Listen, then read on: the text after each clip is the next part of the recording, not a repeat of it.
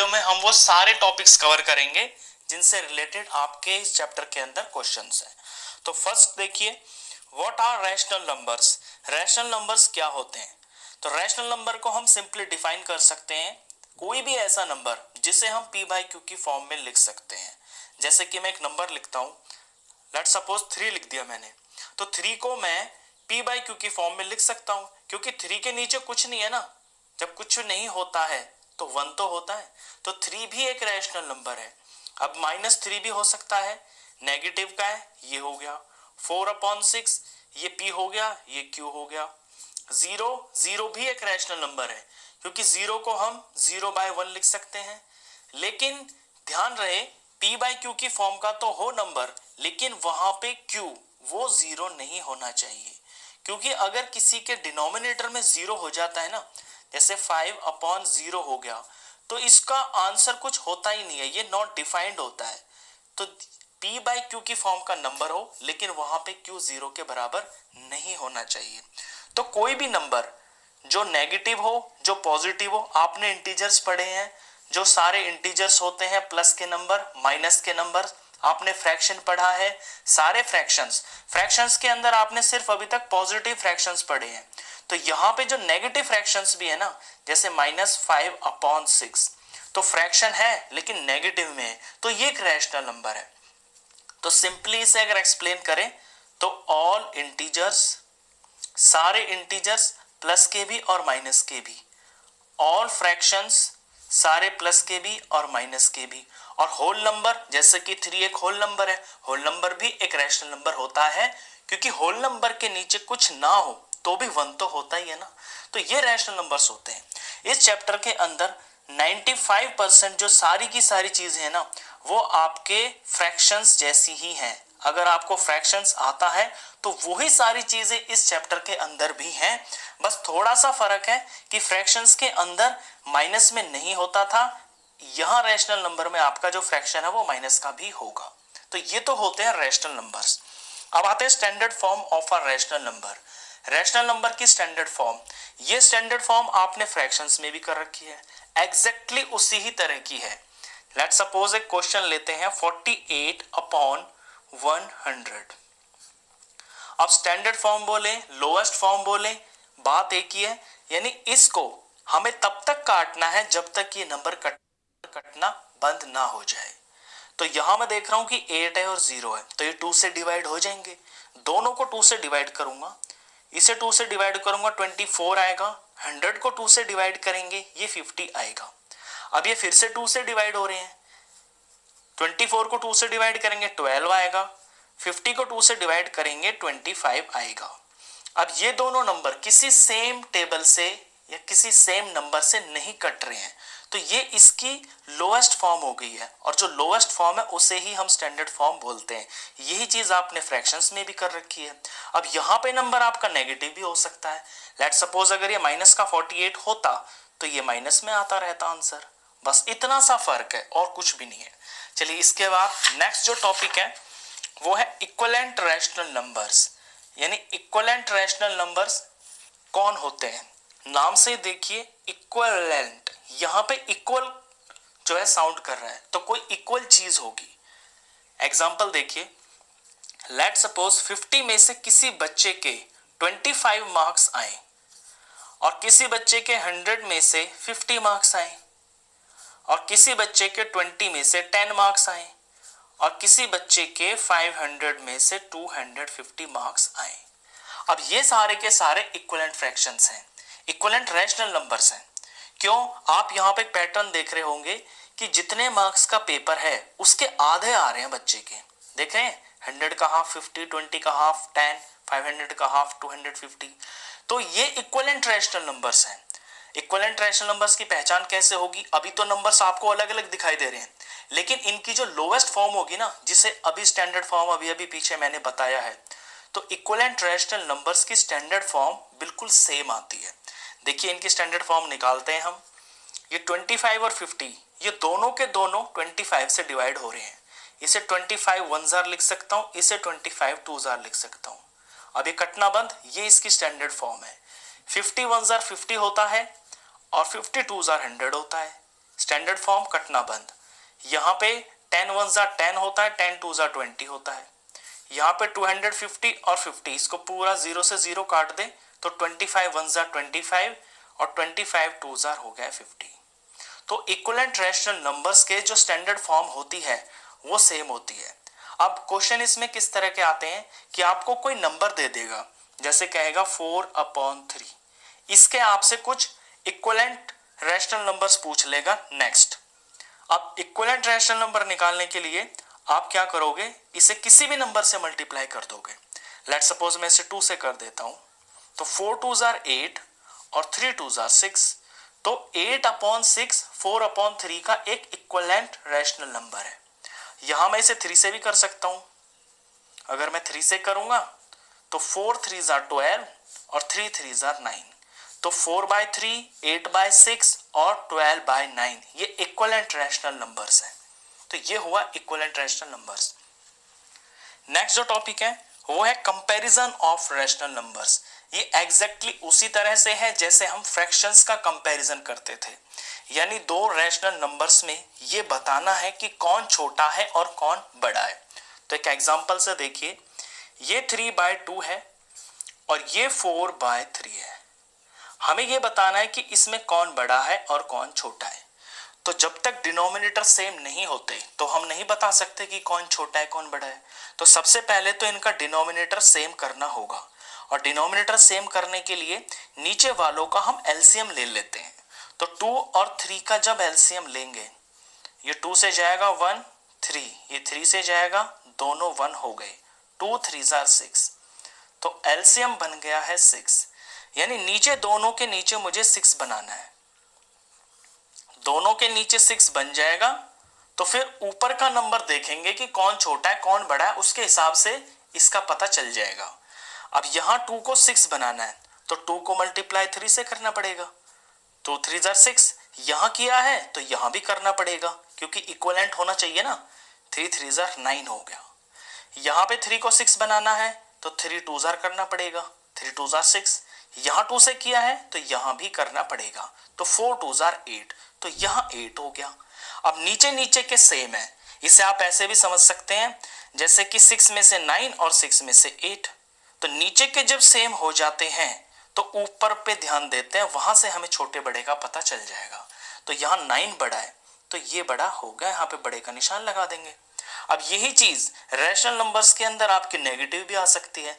Let suppose यहाँ पे -9/6 और -8/6 आ जाता तो क्या करते, तो हम नंबर लाइन में जो हमने सीखा है कि जो चीज राइट में होती है वो बड़ी होती है।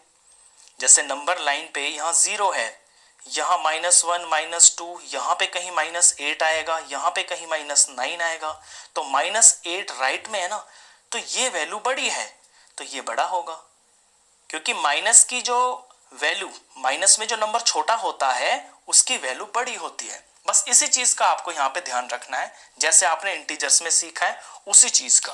अगर यहाँ पे यही चीज -9/6 और 8 पॉजिटिव 8 होता, ऐसे होता, तो नीचे तो सेम हो गया। अब ऊपर ये देखना है कि -9 और 8 में, इन दोनों में राइट में कौन आता है नंबर लाइन पे, तो -9 तो यहाँ पे आएगा और 8 पॉजिटिव का है ना, वो इधर आएगा, 1 2 3 समथिंग, यहाँ पे 8 आएगा, तो ये राइट में है तो 8 बड़ा है। वैसे भी जो पॉजिटिव वैल्यू होती है वो नेगेटिव से बड़ी होती है तो ये बड़ा होगा। ये चीजें आपने पीछे की हुई है। चलिए इसमें नेक्स्ट आता है rational number on number line. किसी रैशनल नंबर को नंबर लाइन पे कैसे दिखाते हैं, एक एग्जांपल देखिए, 5/4, ये 5/4 लिखा हुआ है, इसे मुझे नंबर लाइन के ऊपर दिखाना है। तो स्टेप्स समझना ध्यान से। पहले नीचे देखेंगे हम क्या लिखा हुआ है, 4, ये नीचे 4 है। इस बात का मतलब ये है कि 4 के ऊपर अगर 4 होगा तो ये कंप्लीट हो जाएगा। कंप्लीट का मतलब है 4 को 4 से डिवाइड किया तो ये 1 हो गया, यानी 4 टुकड़ों का एक बन रहा है। अभी जो 4 टुकड़े हैं ना, इनसे एक एक नंबर बनाना है नंबर लाइन के ऊपर। दूसरी चीज इसमें सबसे पहले तो ये देखनी है कि ये जो नंबर है ये प्लस का है कि माइनस का है, तो ये है पॉजिटिव नंबर, तो नंबर लाइन के ऊपर ये राइट में आएगा। यानी यहां मैं 0 ले लेता हूं तो राइट की तरफ मेरी ये वैल्यू आएगी। अब मैंने देखा कि 4 चीज का एक गिनती बनानी है, तो पहले नंबर लाइन पे इक्वल डिस्टेंस के ऊपर ये मैं डिविजन्स कर लूंगा। ये बहुत ध्यान रखने की बात है कि जो ये डिविजन्स होते हैं ना, ये मैंने पार्ट कर रखे हैं, देख रहे हैं आप, dot dot dot dot dot, ये डिविजन्स है। तो 1 2 3 4, 4 टुकड़ों का एक बनेगा, 1 2 3 4, तो यहां पे 2 होगा। तो स्टेप्स, पहली बात साइन देखिए कि प्लस का है कि माइनस का है।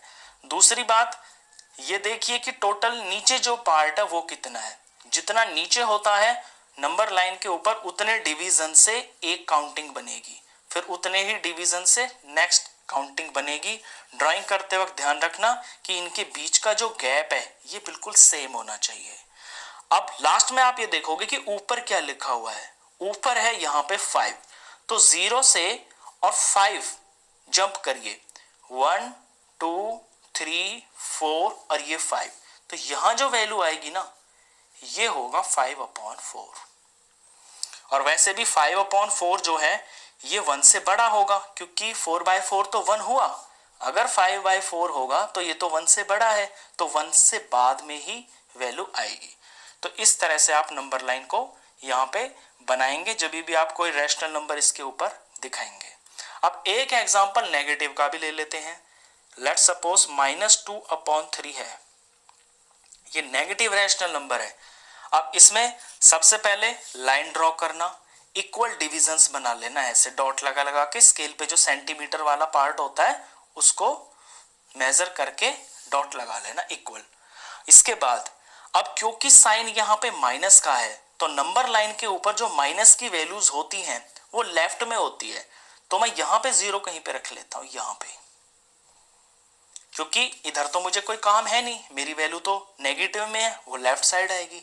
इसके बाद नीचे देखूंगा कि मैं 3 लिखा हुआ है, ये जो 3 है तो 3 डिविजन्स 1 2 3, यहां पे काउंटिंग आएगी 1, और ये क्योंकि इधर है तो माइनस, ऐसे ही 1 2 3, यहां होगा माइनस का 2। अब ऊपर देखूंगा कि ऊपर क्या लिखा हुआ है, ऊपर लिखा हुआ है नंबर 2, तो ये 2 जो है ना मुझे 0 से गिनना है, 1 और ये 2, तो यहां जो ये वैल्यू है ये -2/3 होगी। इतना सा सिंपल है, तो इस तरह से आप बनाएंगे तो आपसे गलती नहीं होगी। चलिए इसके बाद नेक्स्ट टॉपिक है rational number between two rational numbers. ये बहुत इंपॉर्टेंट टॉपिक है, ये इस क्लास से लेके और 9th और 10th तक आपका क्वेश्चंस आता है। एग्जाम्पल देखिए, 2/3 ये मैंने एक नंबर लिया और दूसरा नंबर ले लिया मैंने 4/5। इस rational number between two rational numbers का मतलब क्या है, जैसे नंबर लाइन होती है, नंबर लाइन के ऊपर यहाँ पे 0 है, यहाँ पे -1 है, यहाँ 1 2 3, कोई भी दो नंबर उठा लिए, लेट सपोज ये -1 और मैंने 3 ले लिया। हमसे पूछा कि इन दो नंबरों के बीच में नंबर बताइए, तो हम बता देंगे कि 0 है 1 है 2 है, क्योंकि दिख रहा है नंबर लाइन के ऊपर। लेकिन अगर कोई नंबर आपका फ्रैक्शन में है तो फिर कैसे बताओगे कि इसके बीच में कौन कौन नंबर आ रहे हैं। तो उसके लिए सबसे पहला स्टेप तो ये है कि जो इनके डिनोमिनेटर्स हैं इनको आपको सेम करना है। तो 2/3 है और ये 4/5 है। अब इनके डिनोमिनेटर को सेम करना है तो डिनोमिनेटर्स का एलसीएम लेना पड़ेगा, जैसे हम कंपैरिजन में करते थे सेम उसी तरह से। तो 3 का और 5 का एलसीएम लेते हैं, ये 3 से जाएगा 1, 5 ही रहेगा, ये 5 से जाके ये भी 1 बन जाएगा, 3 5 हो गया है 15। तो यानी इस 3 को भी हमें 15 बनाना है और इस 5 को भी हमें 15 बनाना है। अब 3 को 15 बनाने के लिए मल्टीप्लाई करना पड़ेगा 5 से, यहां किया है तो यहां भी करना पड़ेगा क्योंकि इक्विवेलेंट होना चाहिए। अब 2 5 10 हो गया, यहां 5 मल्टीप्लाई 3 करेंगे तो 15 होगा, यहां 3 से किया है तो यहां भी करना पड़ेगा, 4 3 12 हो गया। अब नीचे का सेम हो गया, नीचे को आप देखना बंद कर दीजिए, अब आपको ऊपर ध्यान देना है। ऊपर है 10 और 12, अब नंबर लाइन के ऊपर यहां कहीं 0 है, यहाँ कहीं 10 होगा और यहाँ पे 12 होगा। 10 के और 12 के बीच में जो नंबर आ रहा है वो आपका आंसर है। तो इसके बीच में सिर्फ एक नंबर आ रहा है 11, और 11 के नीचे 15 भी लगाना आप, 11/15। अब 10/15 और 12/15 के बीच में सिर्फ एक ही नंबर आ रहा है 11/15। लेकिन आपसे ये पूछ लेगा क्वेश्चन में कि इसके बीच में, इन दोनों नंबरों के बीच में 5 नंबर बताइए। आपसे 5 भी पूछ सकता है, 10 भी पूछ सकता है, 6 भी पूछ सकता है, कितने भी पूछ सकता है। उस केस में आप क्या करोगे? आप देख रहे हो कि 10 और 12 के बीच में तो सिर्फ एक ही आ रहा है, तो हमारी तो बात नहीं बन रही। तो आप क्या करोगे? इन दोनों फ्रैक्शंस को इक्विवेलेंट फ्रैक्शन बना लोगे, लेकिन एक बड़ा फ्रैक्शन बना लोगे। बड़े से मेरा मतलब है कि ये नंबर बड़े हो जाएंगे, यानी इनको मैं किसी सेम नंबर से मल्टीप्लाई कर देता हूं, तो इनकी जो वैल्यूज है ना, जो न्यूमेरिकल नंबर्स है, वो बड़े बड़े हो जाएंगे। जैसे मैंने 10 से मल्टीप्लाई कर दिया इन दोनों को, तो ऊपर 10 10 100 हो गया, नीचे 15 10 150 हो गया। अब यहां भी मुझे यही करना पड़ेगा। सारा फोकस इस बात पे होना चाहिए कि डिनोमिनेटर सेम होने चाहिए। एक बार यहां डिनोमिनेटर सेम हो गए तो फिर इन दोनों फ्रैक्शंस को आप सेम ही नंबर से मल्टीप्लाई कर दो ऊपर नीचे। 15 10 150 हो गया और 12 10 120 हो गया। अब ये 100/150 है, ये 120/150 है, तो नीचे का सेम हो गया। नीचे को आप देखना भूल जाइए, ऊपर 100 है और यहाँ 120 है। अब नंबर लाइन के ऊपर यहाँ कहीं 0 होगा, यहाँ पे कहीं 100 होगा, यहाँ पे कहीं 120 होगा। अब 100 के और 120 के बीच में तो 18 19 नंबर आ जाएंगे। उनमें से कोई भी आप 5 10 6 जितने आपसे पूछे वो आप लिख सकते हो। लेट सपोज इसके अंदर आपको 5 नंबर लिखने हैं, तो 5 100 से आगे 101 हो गया, 102 हो गया, 103 104 से लेके 119 तक कोई सा भी मैं नंबर लिख सकता हूं। तो आंसर में मान लीजिए 5 ही पूछे आपसे, तो 101 और अपॉन में ये 150 जरूर लगाना है, क्योंकि यही तो आपका रैशनल नंबर बना है। 102 अपॉन 150, 103 अपॉन में 150, 104 अपॉन में 150, 105 अपॉन में 150। इससे ज्यादा भी पूछता तो आप लिख सकते थे, 19 तक लिख सकते हैं आप। ध्यान रखना 120 को मत लिखना और 100 को मत लिखना, क्योंकि इनके बीच के पूछे गए हैं, तो जो बीच में आएंगे वही आपको लिखने हैं। तो ये जो टॉपिक है ना, ये बहुत इंपॉर्टेंट है। ये आगे आपकी बड़ी क्लासेस में भी इस तरह के क्वेश्चंस आएंगे कि दो रैशनल नंबर के बीच में आपसे रैशनल नंबर्स पूछ लेगा, और कितने भी पूछ लेगा, जितना उसकी मर्जी होगी, 5 10 15 कितने भी। चलिए इसके बाद जो टॉपिक आता है ये addition, subtraction, multiplication and division of rational numbers. अब ये एग्जैक्टली बिल्कुल सेम टू सेम ऐसा ही है जैसा आपने फ्रैक्शंस के अंदर किया है। बस यहाँ पे नई चीज ये होगी कि यहाँ पे माइनस का साइन आ जाएगा। आ जाएगा का मतलब है आ भी सकता है और नहीं भी आ सकता। चलिए एक एग्जांपल से करते हैं। जैसे 2/5 है, इसको प्लस करना है 5/3 में। अब ये दोनों नंबर मैंने प्लस के ले लिए। 5 और 3 सेम नहीं है ना डिनोमिनेटर, तो डिनोमिनेटर पहले सेम करना पड़ेगा, तो एलसीएम आएगा इनका। तो 5 और 3 का एलसीएम 15 आएगा। यही तो करते थे हम फ्रैक्शंस के अंदर। 5 को 15 बनाने के लिए 3 से मल्टीप्लाई करना पड़ेगा, तो ऊपर भी 3 से करना पड़ेगा। तो 5 3 15 नीचे हो गया, 2 3 6 ऊपर हो गया।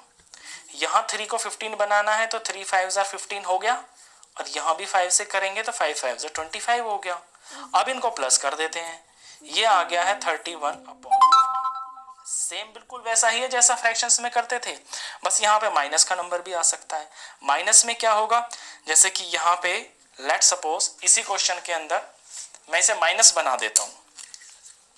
मैं यहाँ पे -2/5 लिख देता हूँ, तो अब -6 आंसर आ जाएगा। यहाँ पे -6 हो जाएगा। अब ये प्लस का नंबर है, ये माइनस का नंबर है, तो ये सब्ट्रैक्ट हो जाएंगे। 25 में से 6 माइनस हो जाएगा, तो ये 19 आ जाएगा, 19/15। क्योंकि प्लस माइनस सब्ट्रैक्ट हो जाता है, बड़े में से छोटा माइनस किया, 19 आ गया। साइन प्लस का है बड़े का, तो यहाँ बड़े का आ गया। या ये भी हो सकता था कि ये भी माइनस का होता, अगर ये भी माइनस का होता तो यहाँ पे माइनस होता, तो फिर यहाँ -25 आ जाता। अब ये दोनों नंबर माइनस के हो गए हैं तो ये ऐड हो जाते, ऐड होके ये -31 आ जाता अपॉन 15। यानी बस साइन का खेल है, मेथड वही है जो फ्रैक्शंस के अंदर हम करते थे। ये तो हुआ एडिशन। सब्ट्रैक्शन भी बिल्कुल ऐसा ही है। सब्ट्रैक्शन में यहाँ पे साइन माइनस का आ जाएगा, इसी को सब्ट्रैक्शन का क्वेश्चन बना देते हैं।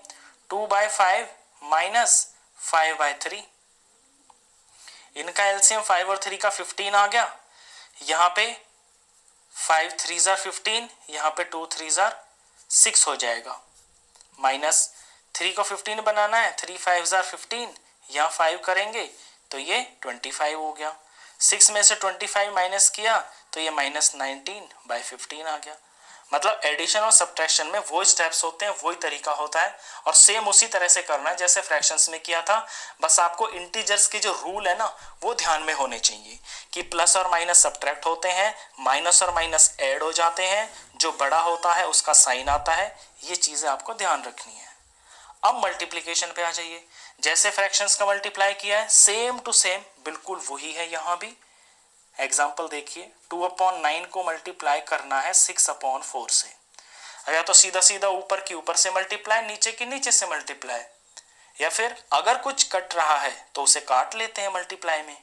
यहाँ पे 6 और 9 कट रहे हैं 3 के टेबल में, 3 2 6, 3 3 9।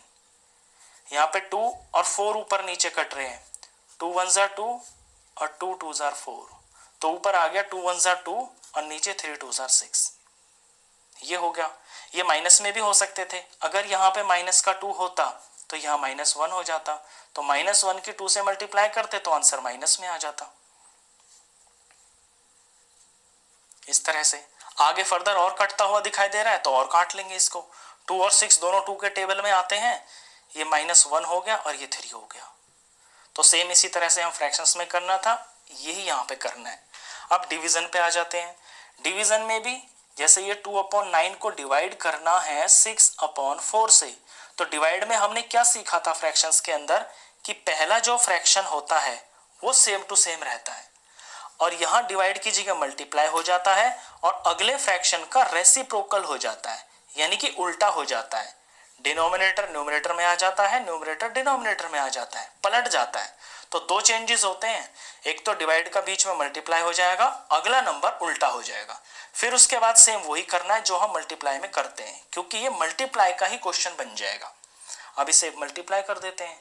कुछ कट रहा है तो इसमें भी काट सकते हैं। 2 2 4, 2 3 6, ऊपर 2 2 4 आ गया, नीचे 9 3 27 आ गया। अब ये दोनों नंबर मैंने पॉजिटिव के लिए, ये माइनस में भी आ सकते हैं आपके, हो सकता है यहाँ पे माइनस हो। इस तरह से जब यहाँ माइनस होगा तो -2 को 2 से मल्टीप्लाई करेंगे तो ये माइनस आ जाएगा। तो सिंपली जो आपने